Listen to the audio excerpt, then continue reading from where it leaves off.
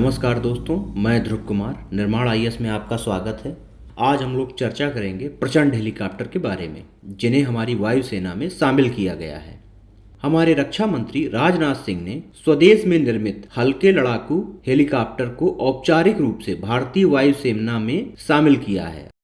राजस्थान में जोधपुर वायुसेना केंद्र में इन्हें शामिल किया गया है। इन हेलीकॉप्टर को 143 हेलीकॉप्टर यूनिट में शामिल किया जाएगा। इन हल्के लड़ाकू हेलीकॉप्टर को प्रचंड नाम दिया गया है। इस अवसर पर रक्षा मंत्री ने कहा कि हल्के लड़ाकू हेलीकॉप्टर को शामिल किए जाने से वायुसेना की युद्धक क्षमता में विस्तार होगा और आत्मनिर्भर भारत की दिशा में यह एक बड़ी उपलब्धि है।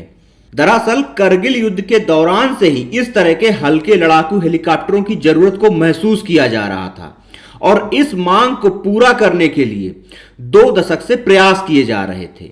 हिंदुस्तान एरोनॉटिक्स लिमिटेड ने इन हेलीकॉप्टर को विकसित किया है। आधुनिक लड़ाकू हेलीकॉप्टरों को ऊंचाई वाले क्षेत्रों में तैनात करने के लिए डिजाइन किया गया है। दुनिया में ये अपने तरह के ऐसे हेलीकॉप्टर हैं जो काफी भार के साथ 5000 मीटर की ऊंचाई पर हथियार और ईंधन लेकर उड़ान भर सकते हैं।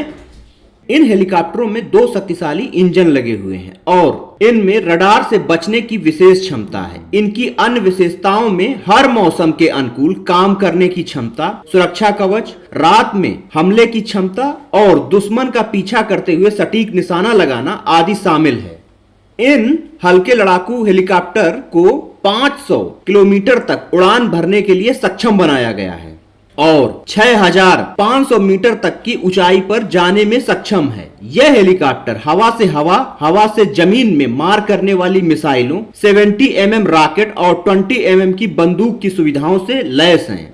हल्के लड़ाकू हेलीकॉप्टर कई तरह की भूमिका अन्य भी निभा सकते हैं। इनमें युद्ध के दौरान तलाशी और बचाव, दुश्मन की वायु रक्षा प्रणाली को नष्ट करना, जंगल तथा शहरी क्षेत्रों में आतंकवाद विरोधी अभियानों में ये अपनी भूमिका को निभा सकते हैं।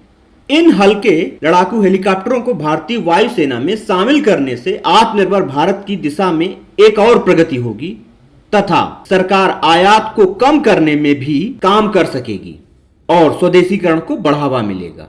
इस टॉपिक में इतना ही। धन्यवाद।